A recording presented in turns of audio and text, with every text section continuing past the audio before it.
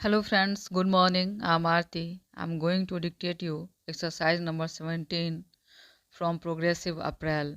Please like the video, subscribe the channel and press the bell icon. 5 seconds.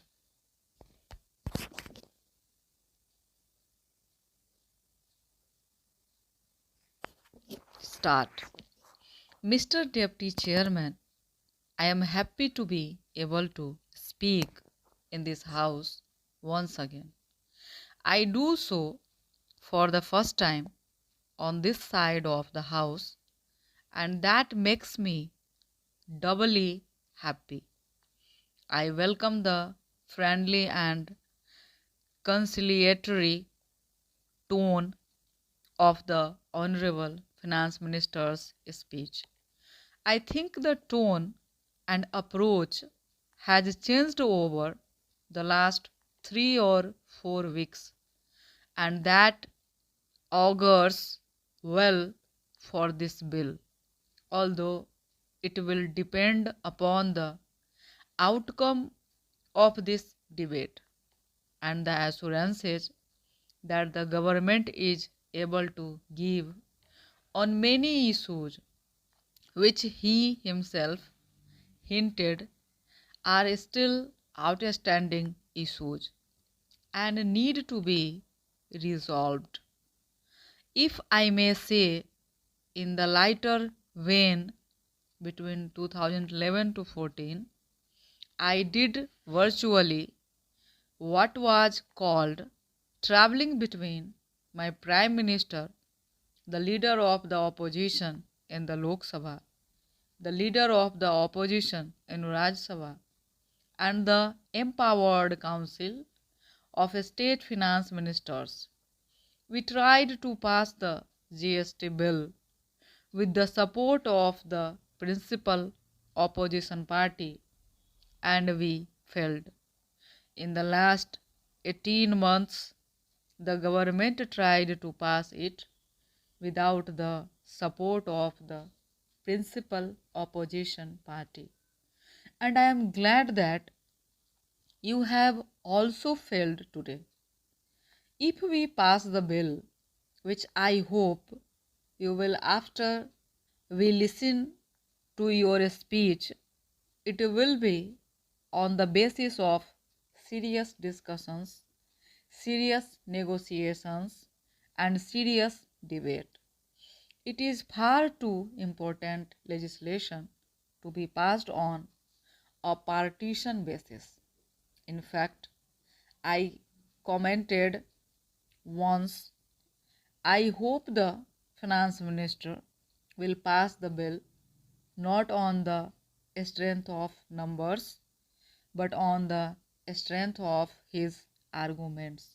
Sir, I am glad that the finance minister has acknowledged that it was the UPA government which first officially announced the government's intention to bring about the GST on the 28th February 2005. It was announced in the Lok Sabha in the course of the budget speech. I quote in the medium to long term. It is my goal that the entire production and distribution chain should be covered by a national VAT, or even better, a goods and services tax, encompassing both the central and the states. It has, of course, taken us 11 years to arrive at this point.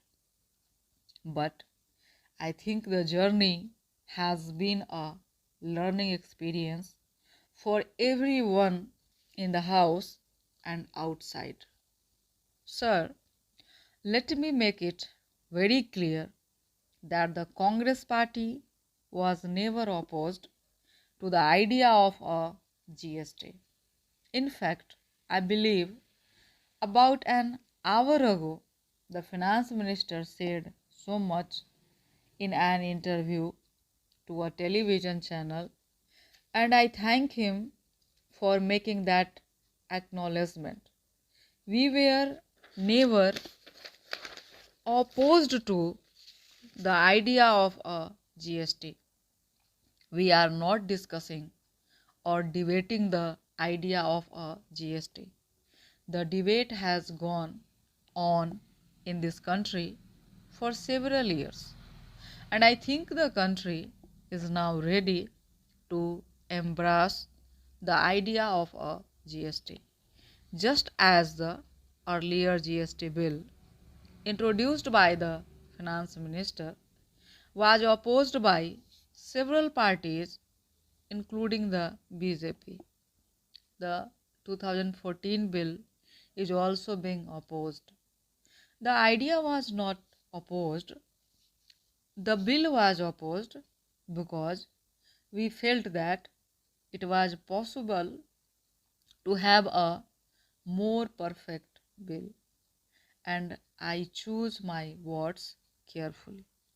There can be no such thing as a perfect bill, and in a legislation as transformative and as revolutionary as the Goods and Services Tax Bill, I don't think anyone from the government side will claim that this is a perfect bill.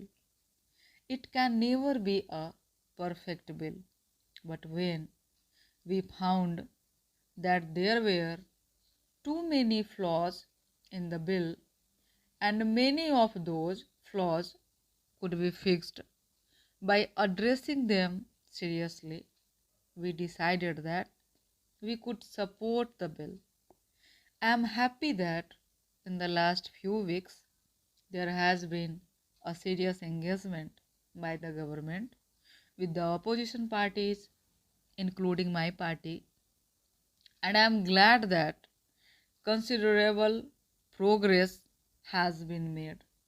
Sir, there are four major issues. I will touch briefly upon the first three issues because it is the last issue that concerns me the most, and I want to take my time dealing with that at some length. The first one is this.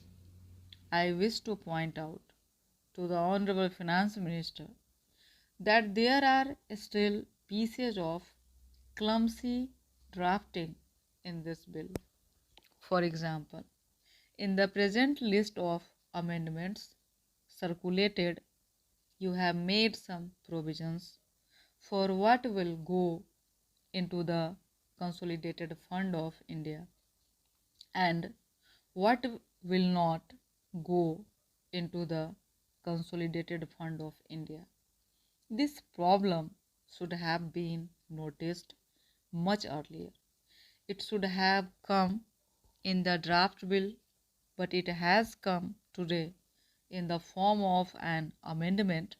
And while I will not take too much time explaining what I have in mind, if the Honorable Finance Minister reads it more carefully, he will find pieces of clumsy drafting.